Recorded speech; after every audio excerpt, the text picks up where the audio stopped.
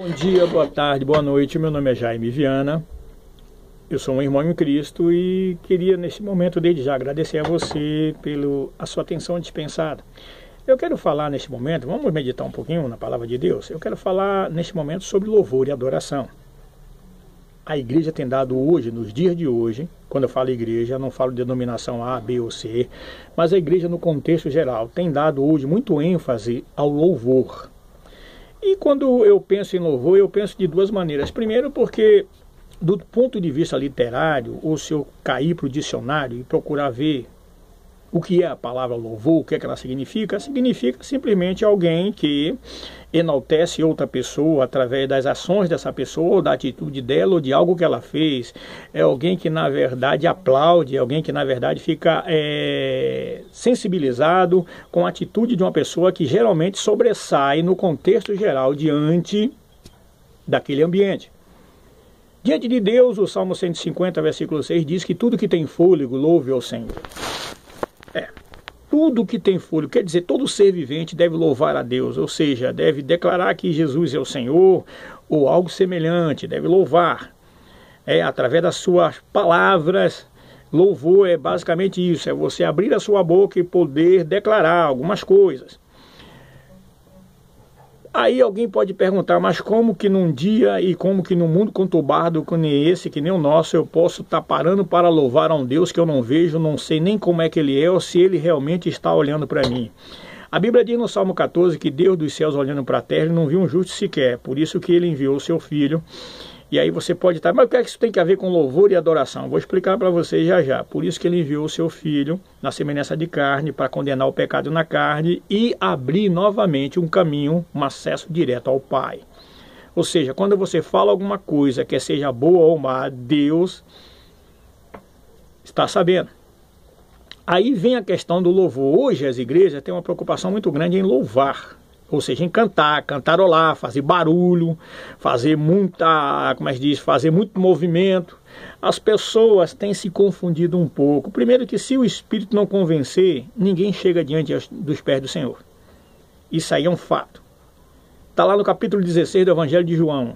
Quando ele vier, quando o Espírito Santo, isso Jesus falando quando estava com seus discípulos, antes dele fazer a oração sacerdotal, que está lá no capítulo 17 do Evangelho de João, já no capítulo 16 ele dizia que quando o Espírito viesse, ele convenceria o homem do pecado, da justiça e do juízo. Convenceria, porque se o Espírito não convencer, como diz também lá em Zacarias 4:6, se ele não convencer, não adianta, né?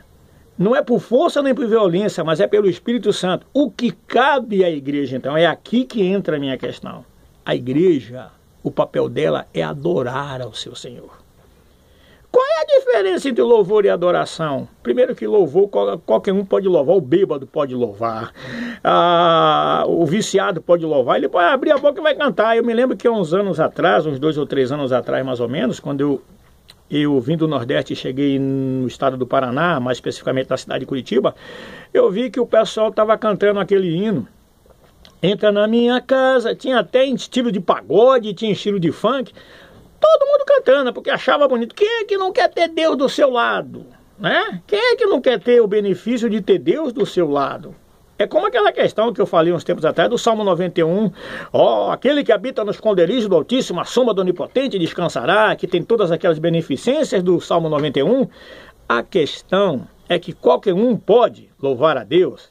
A igreja realmente tem que louvar, mas o maior papel, o principal papel da igreja é uma igreja adoradora, porque uma igreja que é adoradora é uma igreja que depende única e exclusivamente do seu Senhor.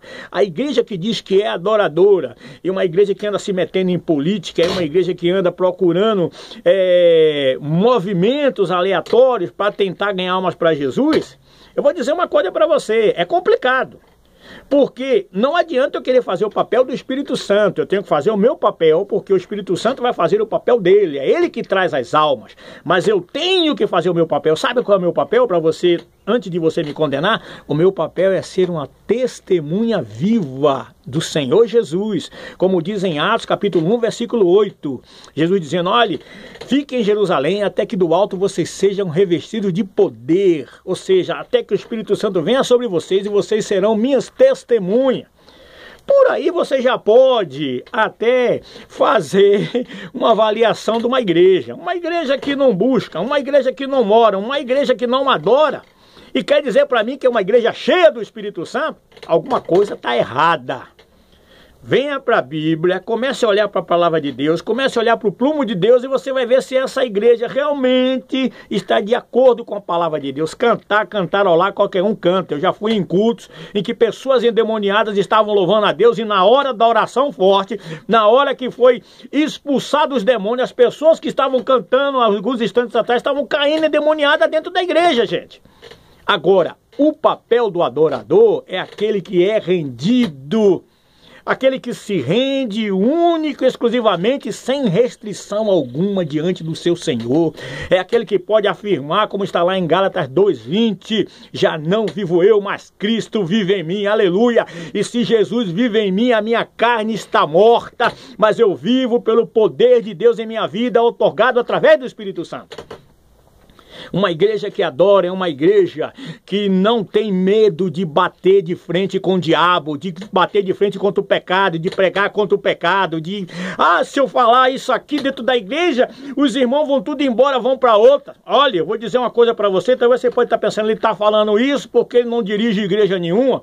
Eu estou falando isso porque Deus me autorizou a falar esse tipo de coisa. Hoje nós estamos enchendo a igreja de pessoas que andam em pecado, que andam em cobiça da carne, que andam na cobiça dos olhos, que andam se prostituindo, e é como aquela dracma perdida, estão dentro da casa, mas estão perdidas dentro da casa. Hoje nós temos igrejas que estão cheias, pessoas que estão cheias de si, estão vazias do poder de Deus, pessoas que não têm comunhão, não têm pacto com Deus, não têm tratado, não têm o que, não têm oferta diante do Senhor. Dinheiro? Você está falando de dinheiro? Não estou falando de dinheiro, não, estou falando de oferta. O seu altar espiritual, se colocar diante de Deus, fazer se cumprir o que diz Romanos 12. Aqui o sacrifício vivo a Deus com o nosso intelecto. Esse é o papel do adorador. E quando a igreja faz isso, os milagres acontecem. Por que não vemos hoje em muitas igrejas milagres acontecendo? Porque não estamos preocupados com isso, estamos preocupados em encher igrejas, em financeiramente nos fortalecermos. Enquanto isso, o diabo está engrossando as fileiras do inferno, pessoas estão indo para o inferno sem saber que Jesus Cristo é o Senhor, sem saber que Ele morreu e que ressuscitou e que Ele salva e que em breve vem buscar a sua igreja. Esse é o papel do adorador. Tá certo? Adorar. E adorar é tão importante que se você pega capítulo 4 do Evangelho de João, versículo 24, você vai ver Jesus dizendo à mulher samaritana: mulher, vai vir a hora em que os verdadeiros adoradores adorarão ao Pai em espírito e em verdade, porque o Pai procura a tais que assim o adorem. Aleluia! Manda fogo sobre a tua igreja, Senhor. Manda o dilúvio do Espírito Santo. Ressuscita o teu povo. Nós estamos fazendo o papel de uma igreja morna, uma igreja que está se conformando com esse mundo, quando na verdade nós temos que ser uma testemunha veloz contra esse mundo de prostituição, contra esse mundo de sodomia, contra esse mundo de pecado, porque o diabo está cada vez mais tomando terreno, tomando forças, mas Deus vai levantar renovos na sua igreja, pessoas que tenham compromisso com Ele, que batam de frente, meu irmão. É isso que é preciso. Ter uma igreja cheia, a coisa mais fácil do mundo, você encher a igreja, é só você não pegar no calo de ninguém, meu irmão. É só você massagear o ego de todo mundo, quando na verdade o evangelho não veio para massagear ego. O evangelho veio para dizer que você é um perdido, que eu era um perdido, que nós éramos um perdido, mas em Jesus Cristo Ele nos resgatou da maldição, da condenação eterna. Aleluia! A igreja precisa voltar ao primórdio de pregar que Jesus é o Senhor. E se Ele é o Senhor, Ele tem que ter total atenção na igreja. Entendeu? Hoje nós vemos aí muitos showmícios, nós vemos aí muitos, como é que se diz? Muitos shows evangélicos, cheios de barulho, vazios do poder de Deus. Como é que eu posso dizer isso? Pelo fruto você conhece as árvores. Como é que um povo que se reúne para buscar o sobrenatural, não há milagres, não há cura, não há transformação, não há salvação de almas? Que tipo de evangelho é esse, meu irmão?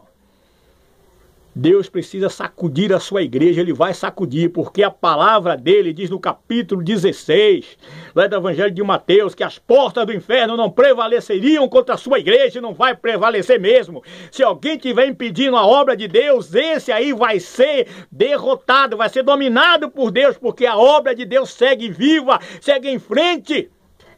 Aleluia! Então tenha conscientização de que Deus precisa que você se torne um adorador, porque o adorador é aquele que intimida o diabo, é aquele que bate de frente com ele e diz, ó, eu te repreendo em nome de Jesus, aleluia, e ele vai ter que bater em retirada e sair correndo. Uma igreja que não tem transformação é uma igreja que prega um evangelho caótico, uma igreja que não tem milagres, é uma igreja que se esqueceu que o seu Redentor vive. E se ele vive, vai se cumprir o que está em Isaías 53, que pelas suas pisaduras nós fomos sarados. É preciso que a igreja volte ao primeiro amor.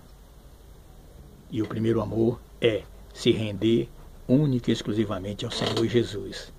Deixar que Ele transforme a sua vida. Que se cumpra na sua vida o que diz lá. Buscai primeiro o reino de Deus e a sua justiça, e todas as outras coisas vos serão acrescentadas. Mateus 6, né? Buscai primeiro o reino de Deus e a sua justiça. Que Deus, em Cristo Jesus, continue te dando graça. E que você me perdoe pela minha euforia, mas não dá para ficar calado, não dá para ficar quieto diante de total aberração que estamos passando espiritualmente. Mas que Deus tenha misericórdia e nos renove, porque Jesus está voltando, e é isso que importa.